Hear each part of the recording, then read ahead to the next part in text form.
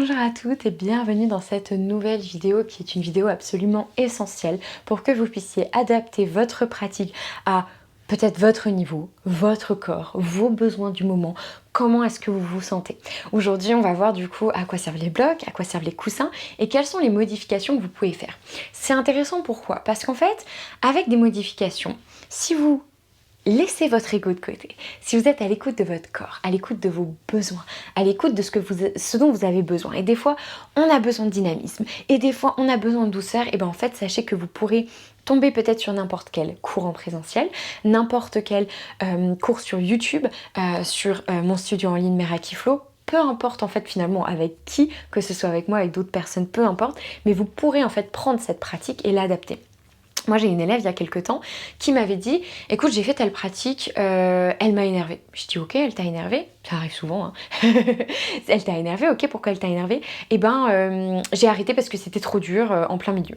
Et je me suis dit t'as arrêté parce que c'était trop dur ou est-ce que t'as arrêté parce que tu voulais faire tous les trucs les plus difficiles que je pouvais proposer alors que tu n'étais pas en état de les faire et que du coup tu n'arrivais pas à les faire et du coup tu t'es énervé?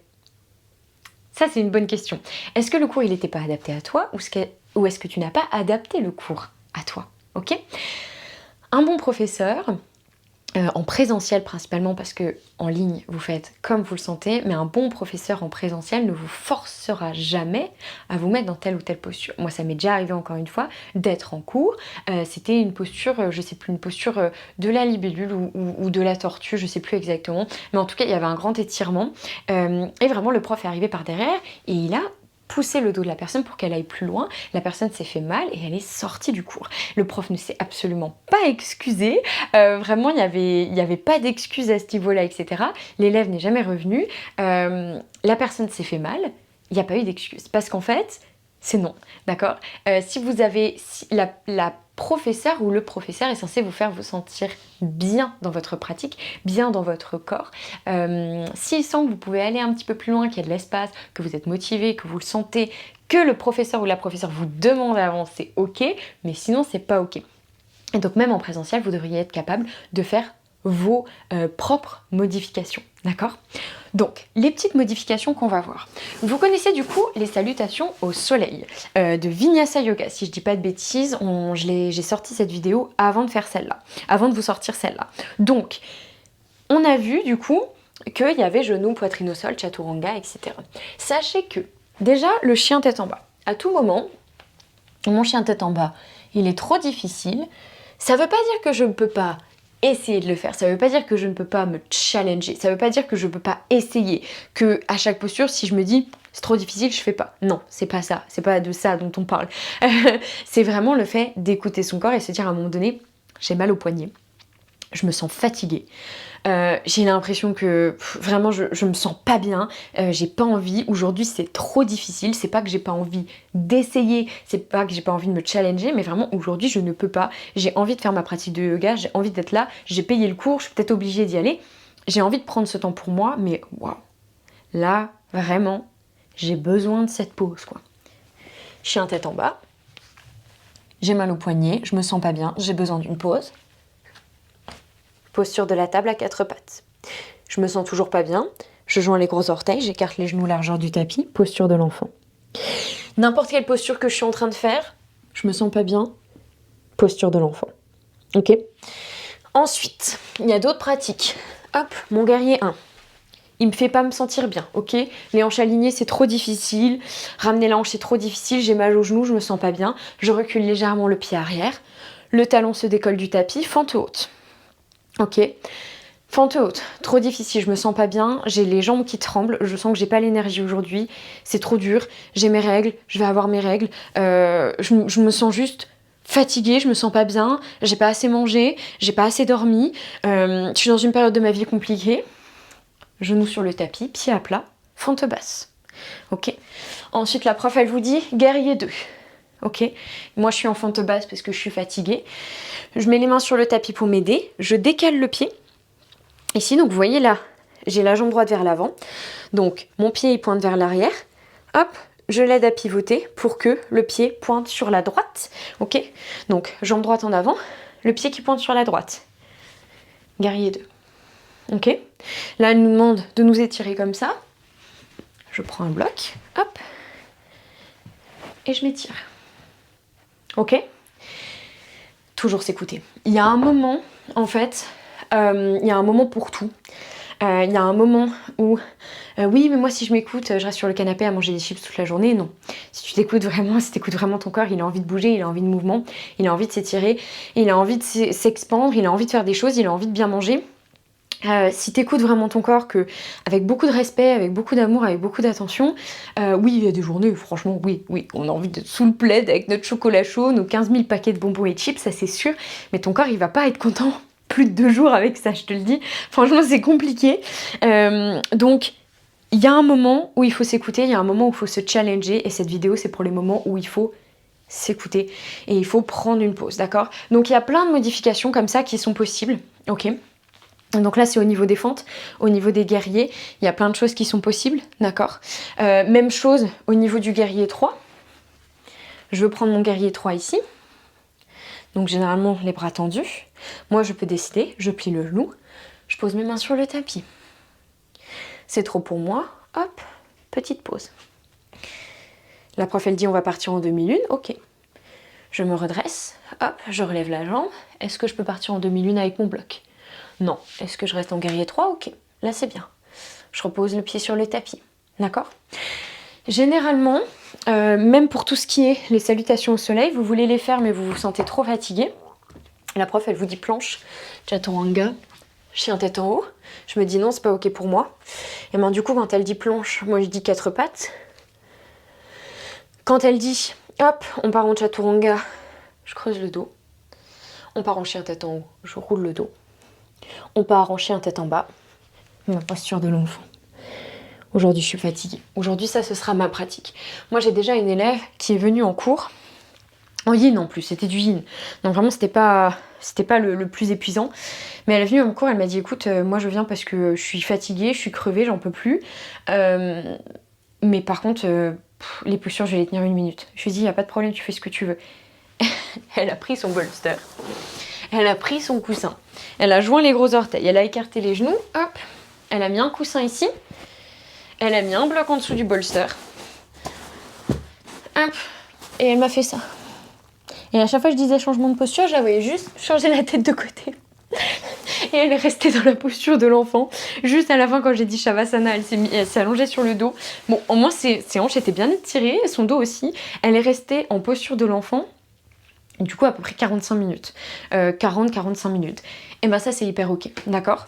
Autre chose, même si votre professeur ne vous propose pas de bloc, moi des fois aussi ça m'arrive de ne pas proposer de bloc, mais quand je suis en fente basse, hop, je peux avoir mes blocs pour me soutenir. Ça, c'est dur, d'accord? Une fente basse comme ça, c'est quand même, il faut quand même être sacrément bien engagé pour redresser le buste. Hop, je fais attention à mon dos, mais je me soutiens, d'accord? Posture du lézard, même chose. Là, j'ai pas envie de rouler le dos complètement. Hop, je mets mes blocs sous mes mains, je me redresse. Les blocs, finalement, ils servent à quoi? Donc là, c'est pas un cours de 200 heures. Je suis pas en train de vous apprendre toutes ces choses-là pour enseigner à des élèves, d'accord? Je vous apprends pour vous. Les blocs, à quoi est-ce qu'ils vont servir? Et pourquoi c'est intéressant de les avoir? Je dirais même que c'est peut-être une des seules choses que vous devriez acheter avec votre tapis. Les blocs, ils vont servir à beaucoup de choses. Les blocs, ils vont vous aider à vous soutenir, d'accord, dans plein de postures, comme là, on vient de le voir. Ils vont vraiment beaucoup vous aider à vous soutenir, même dans une posture, par exemple, du pigeon. Hop, je fais ma posture du pigeon ici. Waouh, ça arrache, ok. Je mets un petit bloc ici sous la fesse, je me soutiens. Donc les blocs, ils peuvent servir de soutien. Les blocs, ils peuvent également servir à, en fait, à un moment donné, je me dis... J'ai envie de me concentrer sur le bon déroulement de la posture. Moi, par exemple, la demi-lune, je la fais très très peu sans bloc. Donc la posture de la demi-lune, hop, c'est celle-là. Et en fait, moi, je sens que... Alors, je peux la faire comme ça parce que j'ai l'habitude, mais je sens qu'il me manque un petit centimètre. Alors qu'ici, je vais pouvoir me concentrer sur l'ouverture de ma hanche, le grandissement de mon dos, puis l'étirement de mon bras et de ma jambe. Ok? Si j'ai pas mon bloc... On va se concentrer en fait finalement juste sur l'équilibre et ça peut être difficile de rentrer dans la posture. Sauf si vous avez un très bon équilibre, que vous êtes habitué. En fait, les blocs, ils servent à plein de choses. Il y a également la longueur des bras, la longueur des jambes. Moi, je sais que j'ai des bras qui sont pas très très longs. Et du coup, j'aime bien avoir des blocs sur plein de postures parce qu'en fait, mes jambes sont longues et mes bras sont petits. Je suis pas hyper proportionnée, comme la plupart des gens. Et donc, du coup, ça va m'aider finalement à me dire, bah, en fait, dans ce type de posture-là, il y a ma jambe qui est bien grandie et moi, je vais devoir beaucoup trop me pencher et je vais perdre mon équilibre en fait si j'ai pas de bloc. Petit à petit, il y a des choses qui peuvent être aidantes.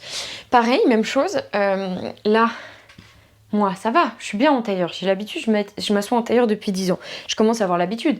Mais ça n'a pas toujours été comme ça. Et puis, je vais vous dire, même si vous vous asseyez comme ça en tailleur depuis 10 ans, c'est pas sûr qu'anatomiquement parlant, ce soit possible à un moment donné. D'accord? Donc, la même chose, ça se trouve, vous êtes ici. D'accord? Et ça, waouh, ça fait super mal, quoi. Si on vous dit de rester ici comme ça, là, c'est horrible. Enfin, franchement, le dos, il s'en prend une claque, mais c'est terrible. Il faut non pas être assis sur le coccyx, déjà, il faut être assis sur les os de l'assise. Donc, il faut ce basculement-là. Sauf que ça peut être encore pire, surtout si les hanches, elles suivent pas, ou alors on n'y arrive pas. Un petit bloc, ou un coussin, c'est sûr, mais un petit bloc sous les fesses, on tire les fessiers en arrière, et on peut avoir ce basculement, finalement, qui va vers l'avant et vers le bas. Là, tout de suite, mes genoux qui étaient comme ça, ils basculent, ils redescendent, d'accord? Et donc là, j'ai ce petit basculement qui va en fait absolument tout changer. Et je peux également avoir des blocs sous mes genoux pour qu'ils puissent faire une pause, quoi. Même chose, Baddha Konasana, ma posture du papillon. Enfin, Konasana, Baddha, si je me penche vers l'avant. Mais pareil, je peux avoir des blocs ici. Oh, le soutien incroyable. Parce que c'est facile. Forcément, si on a des hanches bien souples ici et qu'il y a tout qui retombe, il n'y a pas de problème. Mais si c'est là et qu'en fait, au niveau des adducteurs, ça va pas. À un moment donné, ça sert à rien. Et en fait, c'est ça qui est super important. C'est ça que un professeur devrait vous proposer à chaque fois, mais ne vous propose pas à chaque fois. D'accord ? N'hésitez vraiment pas. Vous allez apprendre énormément de choses dans ce programme débutant. Vous allez apprendre énormément de petits détails, de petites modifications, de petites choses, etc.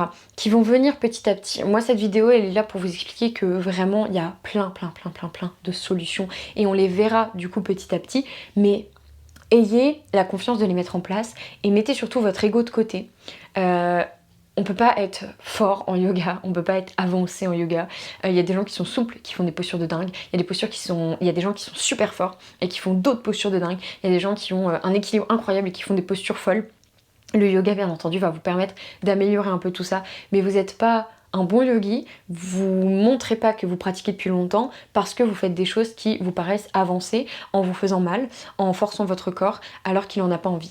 Moi j'ai l'exemple aussi d'une élève, je pense pas qu'elle passera par là parce qu'elle est plus débutante maintenant, mais ou un exemple tout bête, elle était dans un malasana. Hop, yogi squat. Donc je lui propose de faire une torsion, donc la main gauche à l'extérieur, le bras droit vers le ciel, ok. Je propose peut-être la main dans le bas du dos pour ouvrir un petit peu plus, d'accord. Et là je dis voilà, si c'est ok pour vous que vous voulez prendre la boucle, on passe le bras gauche, on entoure, on passe le bras droit derrière, on attrape la main. Et en fait elle, c'était une posture qu'elle faisait régulièrement, et là je vois qu'elle attrape pas la main. Elle attrape pas. Et en fait là il s'est passé un truc dans sa tête où l'ego a pris le dessus et s'est dit mais attends. Hop, je vais vous montrer bien. Attends, la semaine dernière, j'attrapais. Donc là, pourquoi j'attraperais pas? Donc elle s'est penchée de manière à pouvoir, hop, attraper un petit peu la main. Et ensuite, elle s'est redressée. Elle a tiré ici sur le bras gauche, ok.